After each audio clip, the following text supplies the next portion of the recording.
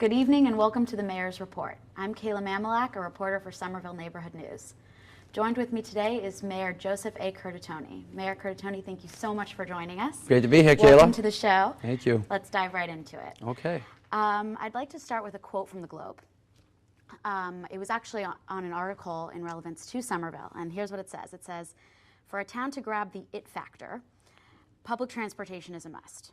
So we know that Assembly Square has the orange line, and now we have Union Square. So I'd like to talk about Union Square and how the green line is coming over there. And is that something you're going for in the upcoming year? Is that a goal, to have Somerville have this it factor and be this new trendy place that people are calling it now? I already think we have the it factor, but I agree that public transit is critical. If we think about the future of mobility in cities, it's important to understand that this is where populations are shifting to, where you have active, engaged, healthy lifestyle communities where you have more opportunity to bike, to walk, to drive a car, or good public transit. And one of our goals as a community, one of our values, to shift future trips by 50% to more biking, walking, and public transit. And the transit's the capstone for so many things, so for a more healthy lifestyle, to connect people to jobs, healthcare, housing, academia, and to uncap economic potential. As you have alluded to, you've seen the result of what happened and what is going on in Assembly Square with the Orange Line station. Sure. What are Somerville residents going to be seeing in the upcoming year in terms of the redevelopment at Union Square? Well, we have a community-based planning process that's kicking off today, on the 17th, as a matter of fact, which is Somerville by Design process, which it's been a best practice, alluded to as a best practice, and we utilize in many different parts of the city, where the community, every member of the community, has a voice, engage with the city, with our private sector partner and all stakeholders to understand how do we want to see this square develop within the confines of the zoning, and what other changes have to be made to achieve what we want to achieve as a community. So it's going to be really exciting over the next year. We'll see those plans formalized over the next year. We should have a groundbreaking of the Green Line station at Union Square. We have more discussions around infrastructure changes needed to happen. And we already have a lot of economic activity, a lot of great places to dine, to visit, but also future plans for other parcels in the district. So a lot of changes coming. So you mentioned that the community, the residents, are going to be involved. I'm not completely sure if this is correct, but I know there's a community benefits agreement going on in Somerville. And if I'm right, that means that the developers and the city is what's primarily involved. And I know there's been a bit of a movement to have residents get involved. Is that something you might be interested in doing? Residents will be involved. We do not have a community benefits agreement negotiated or executed yet, because we still don't know what is going to be built. We still do not know what expectations we want to impose on the master development partner, and how that aligns with our community goals. So part of that planning process is to understand what we hope to achieve as a community. That'll help guide us over the next several months and year to understand, well, this is what we want to achieve as a community in the confines of a community benefits agreement. And there'll be a lot of public engagement on that. And you're right, when you have the community, the city, and the private sector aligned on a common goal, like we have in Assembly, like we've had in the Green Line, like we will have in Union Square, it is very powerful. There's really no stopping the community in achieving and chasing its hopes and dreams. So it'll be an important part of getting that done. What are some things you'd like to see residents and the community get involved in specifically? Well, we really need them engaged in everything we do in city life. And we have such a robust environment of community engagement. And that's what sets Somerville aside. I talk to my colleagues who have that fear factor. Well, nothing said, nothing heard, nothing wrong. I don't think we'd be as rich of a culture if we weren't as engaged. So I want to see residents come out and participate in every facet of the planning process, the visiting process, not just for Union Square, but for the whole city. We have a set of shared hopes and dreams called Summer Vision. That talks about who we want to be in the next 20 years when we grow up, and that is based on a set of community values brought forth by the community. So we need more of that engaged, cerebral participation from the community, because we become not only a richer place, but we will succeed where we want to go, in terms of where we want to go. Sure. So I'd like to move a little bit to housing affordability, if you don't mind. Somerville's been developing this new, like we said, trendy and hipster type reputation. And people who have lived here for a while, which a lot of Somerville residents have, know that wasn't always the case. People used to joke and call it Slummerville, and thanks Yeah, we're to... not allowed to repeat that, but go ahead. And so my point is, there's been these great new advancements thanks to a lot of your hard work. The new biking path, I think I heard Somerville is the #1 most bikeable city in the state, if I'm not wrong. In the Northeast. In the Northeast. And, you know, there's the walking paths, there's the Green Line coming, this new Park Mobile app, which we spoke about in a different show. And so are there anything that the residents can be seeing new, specifically to this city, that they can look forward to in the upcoming year? So in terms of the affordability issue and the housing one, which you asked, I think this is one of the biggest crises facing the region from how we grow and how we develop. We are excited by the level of investment, which is unprecedented that we see in the city. And it's not by mistake. We've planned for this. We wanted to envision our future, plan for that future, and build that future. But we have to make sure we develop or implement policies and programs that allow everyone to participate in that if they choose to do so. So the rising tide of prosperity raises all boats. How we do that is going to have to involve a very in-depth conversation with the community in terms of program and policy changes and regulatory changes we may need to accomplish that. What we see is sort of this hipster community, what we see happening in Somerville, again, is consistent with what's happening across this country, which is the greatest demographic shift since mid-century, where now you have baby boomers, millennials like myself, and young hipsters like yourself. People are moving to cities, and by 2050, 3/4 of the world's population will live in cities. That's powerful. So the cities and regions that plan for that future, the cities and regions that build for those future needs are the ones that will be successful, and that's what we're trying to do in Somerville. So we're trying to understand, based on our summer vision goals, how we develop the city smartly, create that multimodal capacity so people can bike, walk, use their automobile smartly, or take public transit. Policies around public health, around open space and housing. One of our goals is to create, originally was 6,000 additional units of housing, of which more than 1,200 would be permanently affordable. We're ready to and poised to bump that high, but the region as a whole needs 435,000 units of housing by 2040. If this region wants to remain viable, keeping young, talented professionals like yourself here, allowing families to grow here, allowing those who've been here all their lives to age in place, which really adds to the richness of any city or region, we need to think about that and for the long term. Right. So that being said, my question is, there are been a lot of residential buildings in the works. They're in the process of being built. There have plans to being built in the upcoming year. I know there is housing affordability offered in a lot of these houses, but it's my understanding that these units are in the minority. So we have a large group of, you know, wealthier people that can pay a higher rent coming in and buying these apartments, which is great. But how do you plan to maintain the original Somerville residents and keep them here and have them continue to afford? Well, what we have, I would say a lot of people have that opportunity here. What we have found is that while we have really modeled efforts and how we address the lower end of the affordability scale. So what you and I and others may think affordability is and how that is defined for legal purposes of qualifying to participate in those affordable housing programs are two different things. But the Boston region is one of the most gentrifying regions in the country. The Boston, and a lot of people are income stressed here in terms of a greater proportion of their income is used towards housing costs than most of the country. In some cases, a lot of people, over 50%. And so there are a lot of people who want to come to Somerville now because the schools are stronger, and they're growing and doing very well. The community is a great place to live, work, place, raise a family. But we have a shortage of housing stock, not just in Somerville, in the region. And what's really driving the demand piece up is the shortage of stock. But you're qualifying, how do you qualify to participate in a very tight, thriving real estate market to purchase or rent that housing stock is a problem, especially for middle income families. I mean, it runs across the board, but what we see being squeezed out, and based on our analysis, is those people who fall in the middle. So, you have formulas based on the average median income on a percentage lower than that. So those at the middle to low and lower end of the AMI scale, there are a lot of programs that they may qualify for.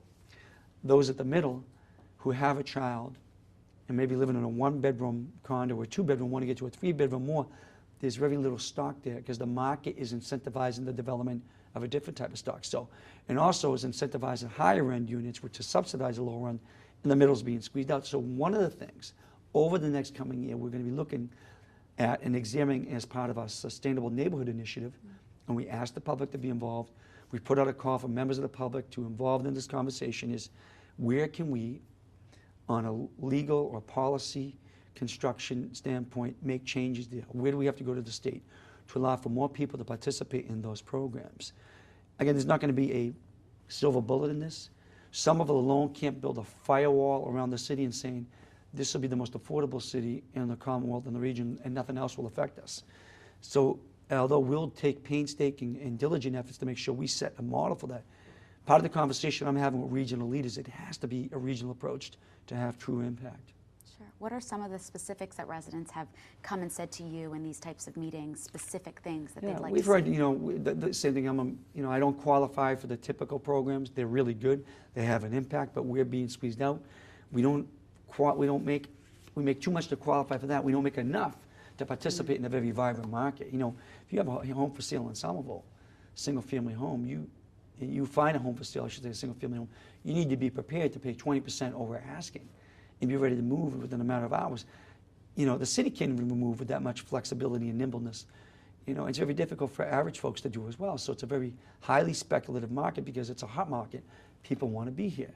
So how do we participate in that market in a way that allows opportunity for the people who want to be here to stay here? So those are the things we're hearing. We can't keep up with that pace in this game. And there's not enough housing stock for us or programs for us to be involved. So it's going to be a very engaged, important discussion over the next year, and we need the community to participate in that. Mm-hmm. And we've been inviting them. Great. And it sounds like a lot of these plans that you're describing are great and they will be effective, but it seems like these are more long-term, and correct me if I'm wrong, these are things that will take time. Some will take longer than others. Some will be, I think it's multi-tiered and multi-layered. There'll be things we can do immediately that have some impact on the programmatic standpoint. Some may be legislative or regulatory changes that we are not allowed on the Massachusetts general law to just do unilaterally as one city. We would seek legislative relief at the state level. But if we act diligently and cooperatively as a community based on a set of values we've set out in Somervision, we'll get there. We'll have impact locally. But again, I can't stress enough that the region, which is starting to wake up, understands we're not the only one impacted, and people want to be in this region as well. We see, great articles recently about Chelsea and other communities, and I'm not surprised. People want to be part of this community. We're very compacted geographically. If you're from LA, what neighborhood in LA would we be? LA would expand much farther out than the small quarters of the Boston boundaries. If this was the New York metro area, we'd be Brooklyn. Many people would say, and we're just tight. We're separated in terms of our boundaries and our political boundaries and our governmental boundaries, but geographically we're very close and compacted and densely populated. So all the market forces impact all of us. Mm-hmm. Let's move to Assembly Square for a second. This is a bit of a general question. Once Assembly Square stabilizes, do you predict that it will provide the commercial revenue the city is expecting to take in? I agree. Yeah, absolutely. It's exceeding expectations at this point, and that's a great model of not only a public-private partnership, but a community, again, the developer, the city, our state and federal partners working hand in hand together and being diligent, playing the long game, not selling ourselves short. So we know it's going to meet the jobs numbers over time. Already more than 40% of the people working there, almost 50%, are Somerville residents, and the national average is really having about 30% of your local residents work in a particular development area. So it's going to create the jobs numbers. It's going to create the local property tax-based revenue, net new revenue of almost $20 million per year at full build-out. And that's just half the entire Assembly Square district. People need to realize that the Assembly Road project embodies a little over 70 acres, or about 70 acres. The district is about 146. So now we want to begin a discussion to master plan and set the narrative and script for the remaining parcels for the future, so people know our community expectations. So it will meet the jobs numbers and the revenue numbers, and it's already having an impact on our on our tax rate and our operations budget. Sure. In regards to the tax rate, there's been a new announcement that Partners will be moving towards Assembly Square. Now, I know that it's giving, 4,000 jobs to people. They're bringing 4,750 jobs, and in Partners' case, most of those jobs will be moved here, but they have working with the city in terms of providing job opportunities as they become vacant. But the important thing is that's an entire universe of people coming here every day. In the daytime population, which we really need to boost out, shopping at the stores, eating in the restaurants, contributing to our local tax base. Sure. So I guess that kind of answers my question, but I would like a little more elaboration. Is Partners is a nonprofit organization, and nonprofits don't pay a commercial tax. So they pay what kind of tax is it? A property tax. They don't pay a property tax, Right. Excuse me. So what was the decision to bring Partners and not necessarily a bigger business as Somerville becomes more in demand? Can we become more choosy with who we bring in and, promote towards the city getting more better taxes brought in? What was the decision? Let me just say, in terms of Partners, probably the most, if not one of the most important employees in the Commonwealth. One of the things we showed with Partners coming to Somerville, and mind you, before Partners, it was going to be IKEA, and they were noble and honest brokers with the city. It would have been good if they came. It's better that they didn't. We're allowed to more densely develop those parcels and bring more jobs. And with Partners, even though you're right, they're a nonprofit, and they executed a community benefits agreement, what they're paying in lieu of taxes will be more than what IKEA would have paid in taxes, and more jobs. So there's a greater economic benefit. So we need to measure it apples to apples. And the important of having Partners is we had to fight against the perception in Assembly Square and Somerville, it's not an office market. It's not an office market. And we would respond, you're right, it's not an office market until it is. And guess what? It is. It is. And when you bring one of the most important employees that is connected to research bases and hospitals in the inner core, that's huge. Because now we see it's providing synergy and opportunity for other businesses to come here. We just announced that SmartBear, a software technology company, will be coming and moving into Somerville next month at the office building that was built at Assembly Row. You can rest assured that Partners leading the way is opening up the eyes and doors for many people to come here. So is an incredible positive economic benefit. And we are being choosy about who we bring here, and we want Partners here. Because one of the things we want to explore is there a research opportunity, research element, dry research with Partners coming here? Because that's the type of industry of the future we want to be working with, not just in Assembly, but across the city. Sure. Recently, we elected Governor Charlie Baker. And I know you had a pretty good relationship with Governor Deval Patrick. Are there any plans? Have you spoken with Governor Baker yet? Are there any plans for you to work directly with him? Absolutely. I've spoken to Governor-elect Baker before the election, and I'll be speaking to him again. And I think he's made some pretty good appointments. My colleague from Chelsea, Jay Ash, is the new Secretary of Economic Development and Housing, for instance. I think he's fantastic. Charlie Baker's a smart person.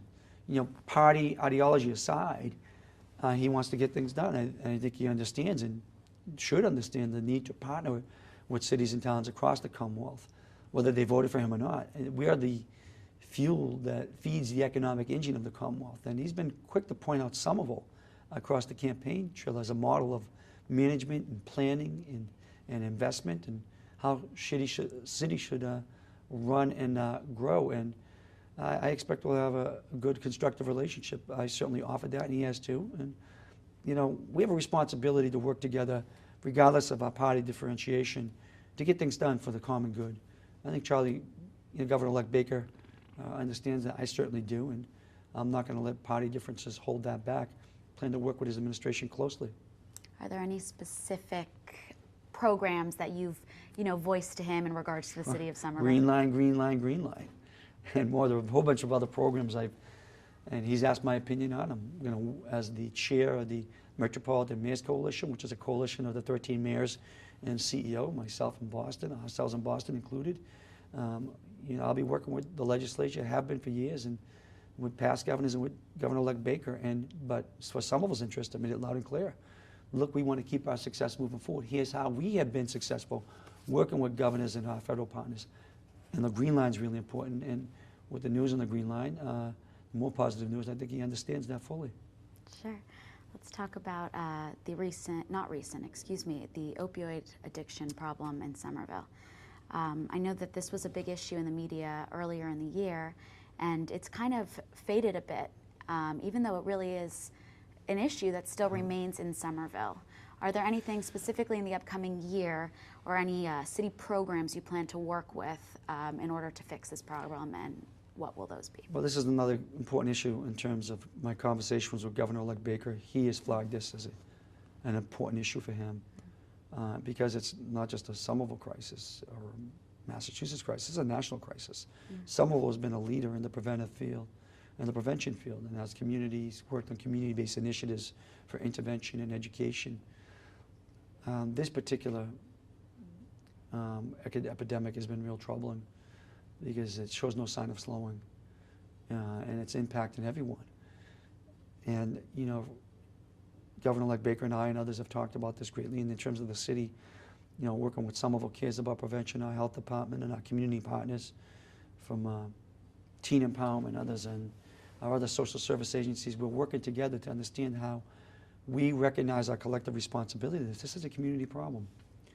It warrants a community response, so we want to continue to educate our community to provide love, care, and support and response for those in need, for those who are suffering, from those who have survived, for those who have lost someone they love and care.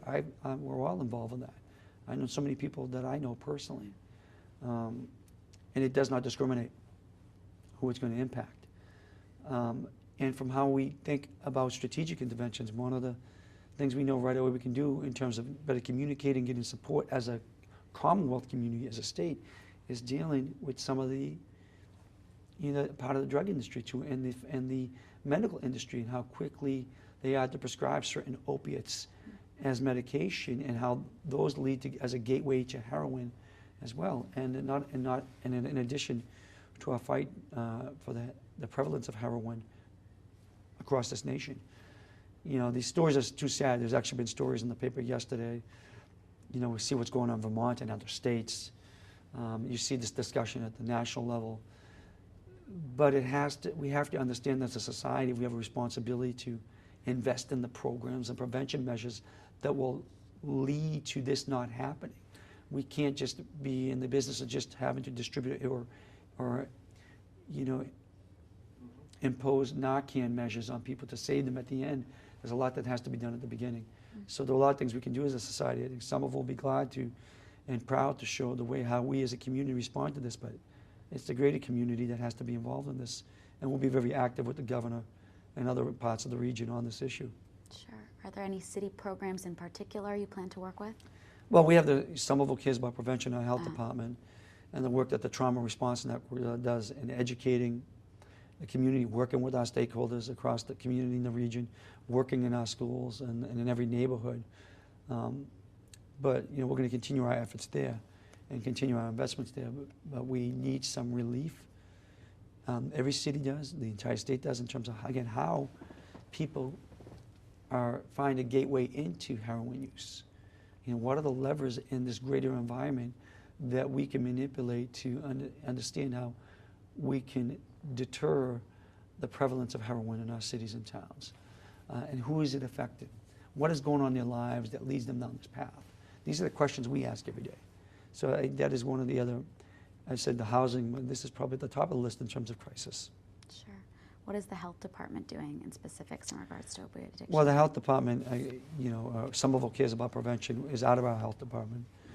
We're doing everything to educate, to communicate, to give support to families, to those in recovery, to work with our social service agency partners, to work with neighboring cities and towns in the Commonwealth on a very comprehensive approach to dealing with the epidemic.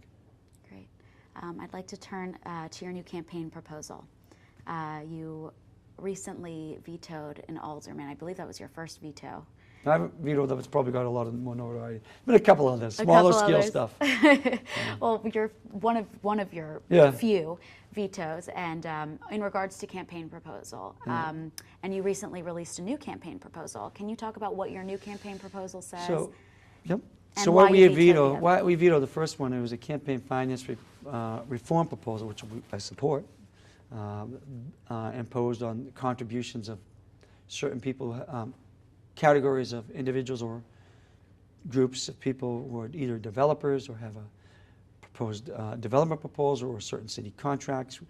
And it's an effort, in which I agree with, to gain greater confidence of the general public and how we do business. We always want to be as transparent and as accountable as possible, and I agree we shouldn't wait for something that happens to reform. If we can be a leader in that, we should, and we want to be a leader. I vetoed the original proposal because, one, I didn't think it went far enough in holding ourselves as elected officials collectively responsible and not just putting the burden on one individual group. I also did not agree in bringing this issue into the actual decision-making process on the planning board and zoning board, which I think over-politicizes and opens up a very dangerous can of worms. And also, at the time, we really didn't have a proposal to build the administrative capacity for oversight to make sure we're doing and executing correctly on the legislation. So I vetoed it. I engaged my partners in the Alderman, or my colleagues in the Alderman, and understood the comments they made. A lot of them for their important work, and that work led to the new legislative proposal, which again goes farther, puts the burden on all of us, on elected officials as well, not just the private sector or the public or the general development community, to report. And when someone is given a certain contribution limit over what is stated, again, the law limits the amount you can contribute. $250 within per calendar year for anyone who's had something proposed for development or certain contracts in the past year, and then a year moving forward. So I think the legislation I put forward builds upon the good work before and goes a little further and addresses the concern I had as an important policymaker in the city. Great. And lastly, can you tell us a little bit about what education reform will be taking place in the upcoming year? So on the schools, we're excited about the schools because, we've recently been called the best urban high school, the best urban school district in the state. We want to be the best school district. We're excited by our performance on MCAS and our student growth percentile.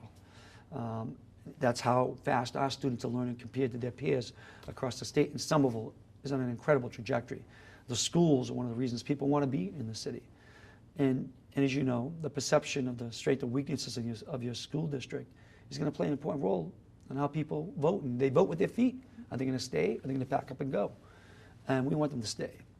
So over the next coming year, we're going to build on all the great work that has happened in the schools, our work on readiness to enter schools and in reading, our early childhood readiness program, work to continue the fantastic job at Somerville High School to expand the enrichment and curriculum, the enrichment programs and curriculum across the district.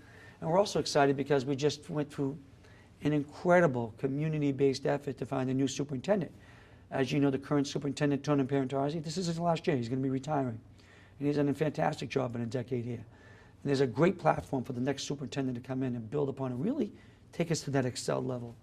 And we've named Ms. Mary Skipper from the Boston Public Schools, who's in charge of 34 high schools and was the former head of the Boston Tech Academy, which was lauded by President Obama and Secretary Duncan for their work, who's going to come over September of 2015, actually in the summer of 15, to be the new superintendent. We're really excited. Not only is she the first woman superintendent, but she's an incredible talent. So we're excited by that transition and the goals we're going to set to push the bar even higher. And I'll tell you, as the parent of 4 young boys, my wife and I are parents of 4 young boys in the school, they're getting a great education, but the future is so exciting. Great. I think that's a great note to end, don't you? Yes, absolutely. Mayor Curtatone, thank you so much for joining us. Right, thank you for being here. Thank you for having me. That's our show. Again, my name is Kayla Mamelak. I'm with Somerville Neighborhood News, and thank you for joining us.